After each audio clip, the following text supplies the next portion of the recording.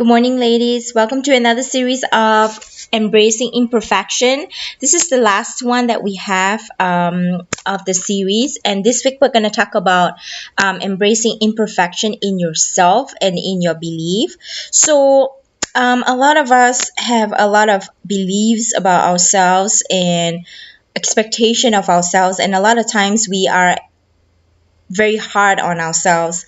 And this causes us to feel like we are not enough and that we wish we are somebody else, and we are just critical of, you know, our abilities. For example, you're thinking about losing weight, and every Monday you said you're gonna start and you never did, and then you're thinking to yourself like, why can't you just buck up and do it, for example.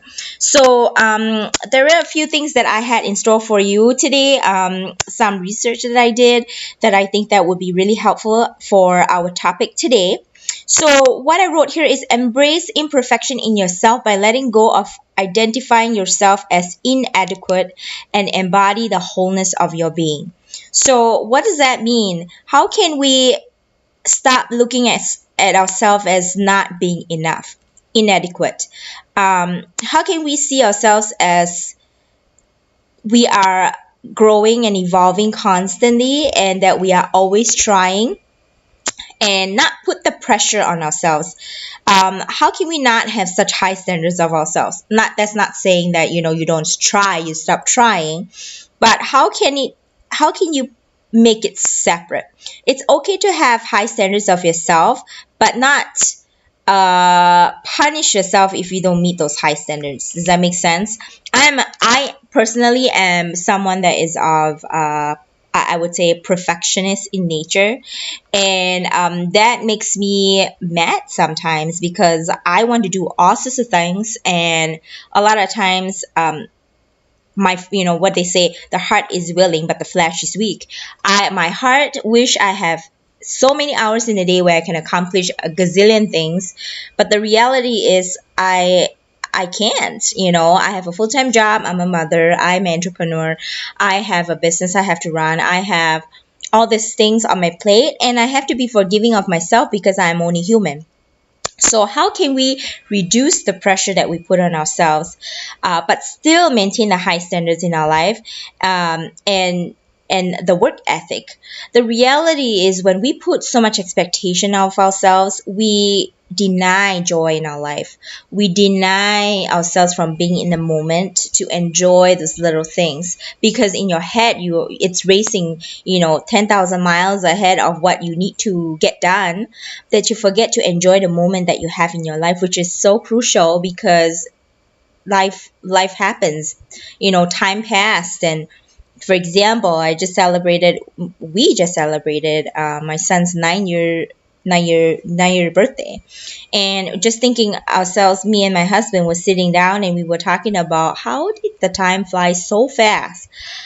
We still remember, the day we went into labor, went into the hospital, gave birth to this little teeny baby, and helpless little thing. And now he is this 9-year-old growing up boy. And where did the time fly? And it's just moments like this where you just stop and think about, how can I embrace the moment instead of embracing everything that is not right?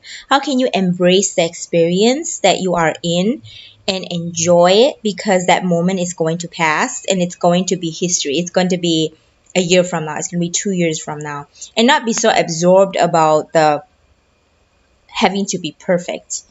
Everything has to be perfect. And so you are not feeling like you're deflated, like you are not winning this battle. You are always trying to play catch up. And it's like the victim mentality of always, why me, poor me.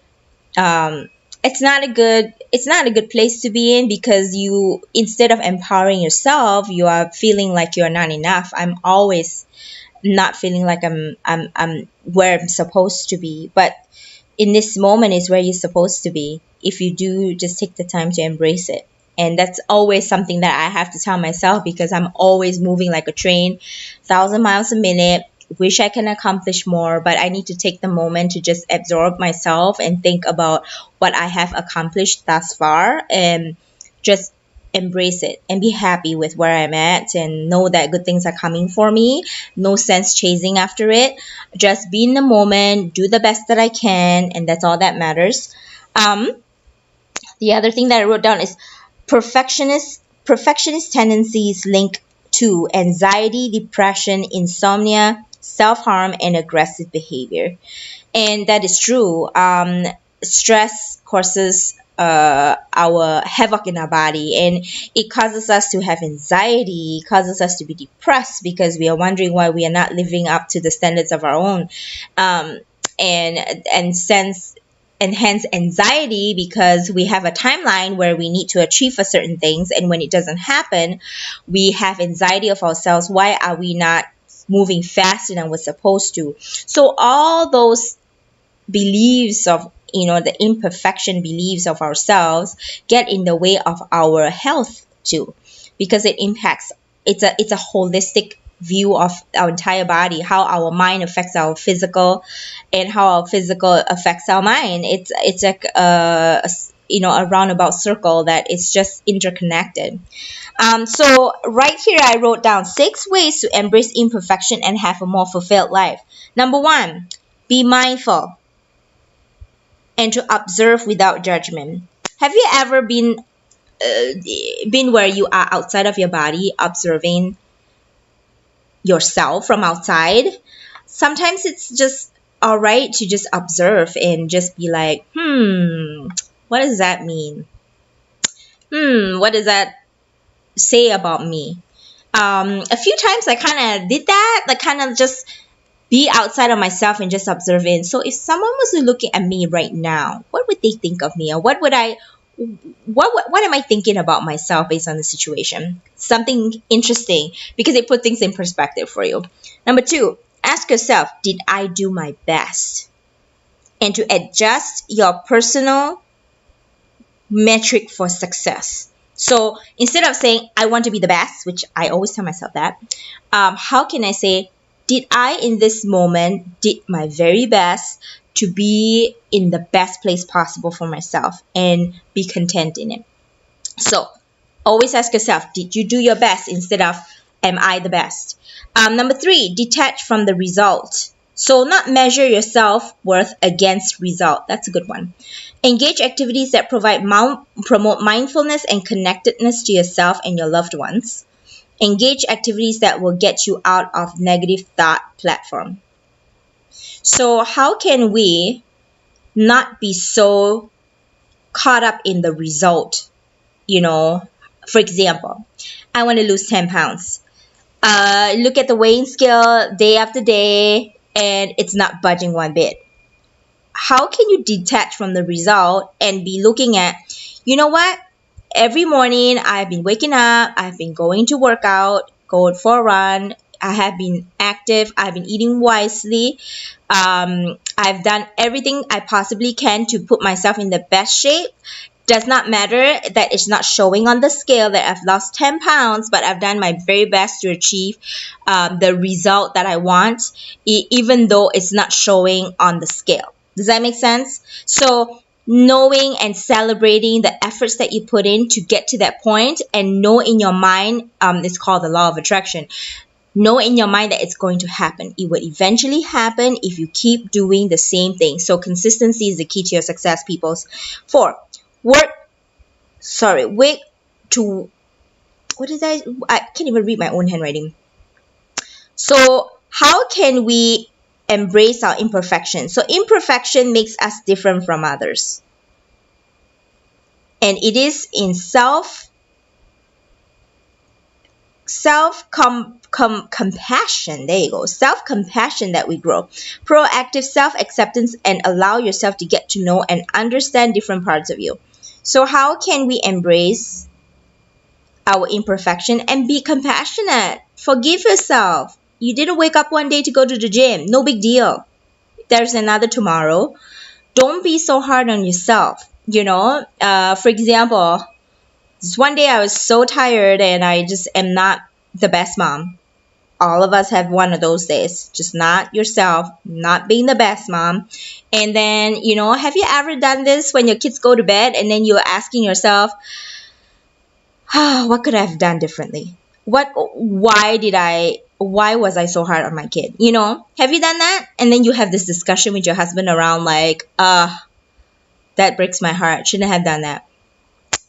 Forgive yourself. It's okay. We are human beings. We have stressed out days. That does not give you permission to be mean to others, but allow yourself to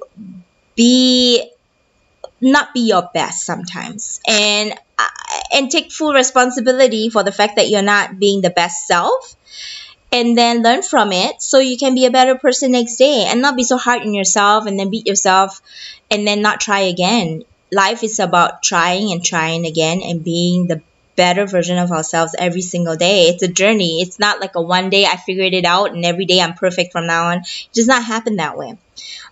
Sorry guys, I wasn't able to read that previous one. Number 5, consider seeking help. So if you are just overwhelmed with anxiety and it's causing you to be depressed, ask for help. There's counseling out there, counselors, friends. Talking to people helps, because sometimes it just takes another person to kind of put things into perspective for you to think like, they are also experiencing the same thing. Or, I'm not the only one. Or, wow, my situation is way better than that, so I should be grateful with, whatever I'm experiencing. It's not that bad after all. They always say the grass is not always greener on the other side. Number 6, play. How can we promote more play in our life? We are so serious every day, including me. I am Miss Serious.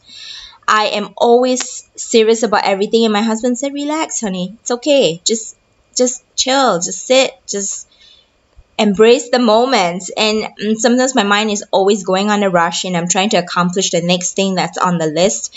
I start thinking about having fun. And it's funny how when you have fun, you forget about everything that is worrying you. And the scientific study is saying that, when we are playful, it promotes the creativity in our minds. And a lot of times creativity is a big part of, doing other fun things that would increase in like the effectiveness in our life, because creativity leads to creative solutions, right? And how can we derive joy from playing, and how it enriches our mind. And just end of the day, guys, that's the 6 things that I have to share with you. End of the day, we are our only person for the rest of our lives, and there is no another one of us. There is nobody else that's gonna live our life. We are the only person that's gonna live our life till the end of our life. So we can either be hard on ourselves and be miserable and have anxiety and be depressed, or we have to just embrace ourselves, the imperfection that came with us, the past, the present, the future. Be forgiving, learn from it, be in the moment, seize the moment, enjoy the moment, understand the moment, own the moment, and then move forward to the next moment.